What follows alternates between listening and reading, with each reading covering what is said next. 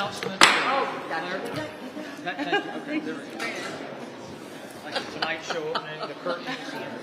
So you're going to have to do it again now. Wait, we have to come again. Da, da, da, da, da. No, okay. Shall we say? The show must go on. Okay, folks. I know we're not your greater interest today, but we still are going forward with what we have to say. All right. So I'm glad to be joined by Senator Stabenow and Coons. And it's no secret what's on everybody's mind. So I'll dig right into the most important business in the Senate right now, and that's the National Security Supplemental.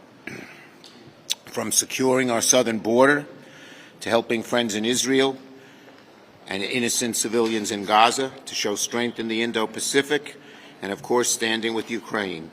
We have too much on our plate, all of which is so important to give up. We're not giving up. A month ago, I said the only way we'll rise to the occasion if both sides are serious about finding bipartisan compromise. This is one of the most difficult tasks we've taken, and the only way through it to a solution is to do it together in a bipartisan way. Nonetheless, Democrats have been resolute in our seriousness and dedication, and for months we've been true to our word, working with Republicans on border security, listening to their proposal, coming to an agreement on a vast range of issues. It's unfortunate and deeply disturbing to hear those on the hard right trying to sink the bipartisan work happening here in the Senate. The hypocrisy of calling the border broken and an emergency for months, and now when time is here to make meaningful change and everyone agrees the change is meaningful and deep, their tones have changed. But in our caucus, our responsibility is clear to us. We need to put the needs of the country ahead of the interests of political parties.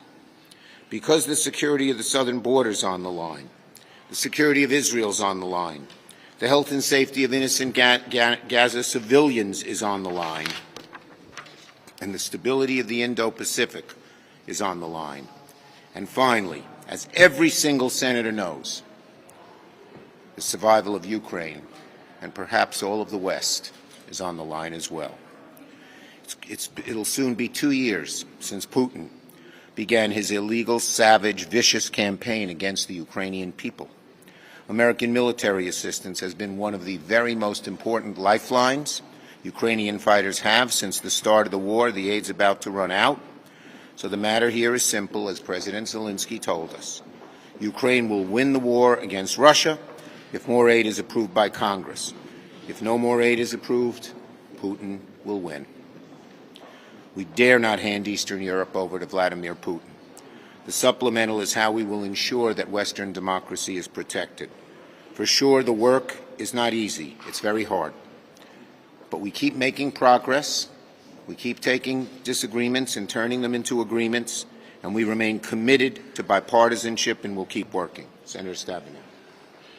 Well, first, I just want to thank Senator Schumer and everyone who's working together on a bipartisan basis. Senator McConnell, this is incredibly serious, and it's being worked on that way in the Senate.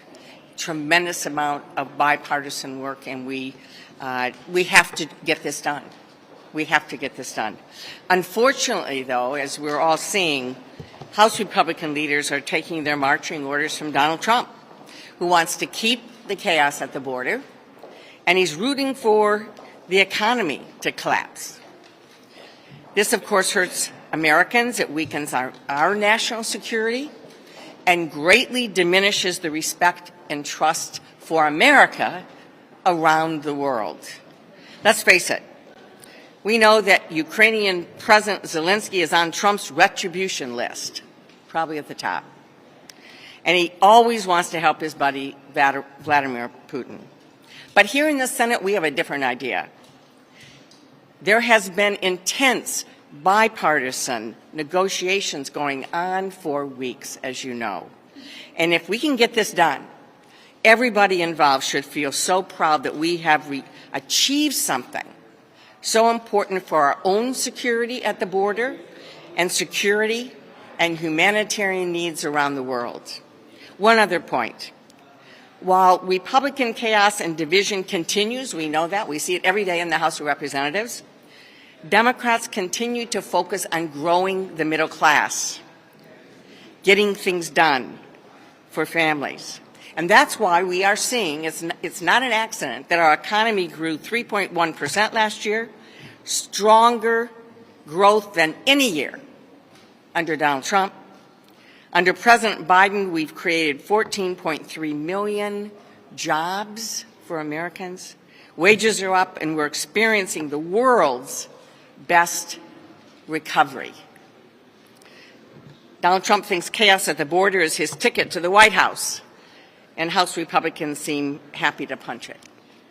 Meanwhile, they're willing to leave American families and communities and our allies hanging. We are not.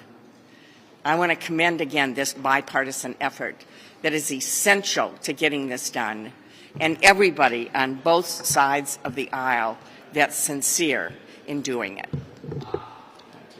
Thank you, Senator Stabenow. Senator Christopher Coons. The defense of Ukraine is the defense of America. Ever since Russia's brutal expanded invasion of all of Ukraine to build on their initial invasion and occupation of Crimea, the United States has come to their aid. We have sent humanitarian relief. We've provided budget support. We've sent huge stocks of needed ammunition and missiles and weapons. But so have 50 other nations. This is the front line of freedom in the world. This morning, Senator Murray hosted the speakers of the parliaments of Latvia, Lithuania, Estonia. And just 2 weeks ago, Senator Rounds and I went to 4 countries in Europe and visited with the new governments in Poland and in Slovakia. Across all these conversations, there is just one question. Will America hold?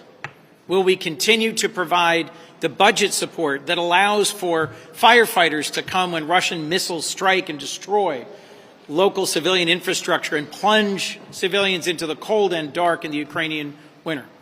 Will we continue to fund the distribution of support and relief for millions of Ukrainian refugees?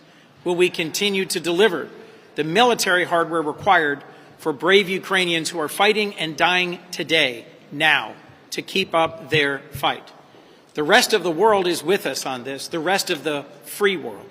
And for us to step back because of a domestic political division would be tragic. For months, my Republican colleagues have said, why should we defend the border of Ukraine when we won't fix our own border? And as Leader Schumer said, he has over and over offered, we will negotiate in good faith. And now there is a deal, hard won, hard fought, that makes it possible at this last moment for us to step back and give up on humanitarian aid to those in need, on providing military support and funding to Ukraine as it needs it, on investing in our own border security, would seem to me the height of hypocrisy. So I'm encouraged that we are continuing to work, that we will finish this, that we will get it done, and the Senate will once again play its role. But I'm gravely concerned that we are on the verge of making a tragic mistake. America must hold. Questions? Given the challenges of getting this border deal together, are you open or are you considering putting that aside and moving forward with the rest of the supplemental, Ukraine, Israel, Taiwan? Look, the border deal is a very important thing to get done. Our border is broken. Our Republican colleagues over and over again have said it's an emergency and it's got to be fixed. And so we, on the Democratic side, are pursuing getting all of this done. Ukraine, Israel, humanitarian aid, Indo-Pacific, border, together. Yes? Would the Senate hold a trial for Senator Mayorkas if the House impeaches as soon as next week? Let's wait and see what the House does. Yes? Does that mean you would put that deal on the floor? Look, we're working with the Republican leadership to come to an agreement so we can get a text out there as soon as we can. There are still a few issues to be resolved. Yes. Once you put the text out, if that happens this week, do you want to keep Senators in town to vote on it? This is so important that we should not let, and I've told my caucus this just a few minutes ago, we should not let weekends or recess get in the way. We've got to get this done. Yes. The House passes the tax bill today. What's the path in the Senate? Do you expect it to come up when? And will it be amended? The bottom line is I support the tax bill, as I've stated before. I'm working with Senator Wyden to figure out the best way forward. That was the same question I had. Okay. Leader Schumer, you obviously Shucks, I had to call on you, Chad. Yeah, well, it's tough. So you obviously endorsed the tax deal here, but considering New York, considering the SALT issue, that some of these New York Republicans go and complain to the Speaker, put up a protest yesterday, was that a mistake to not have SALT in that Look, deal initially? I believe that SALT is very important. It's been extremely detrimental to my state and many blue states, and we're going to figure out the best way to undo it. Thank you, everybody. Thank you.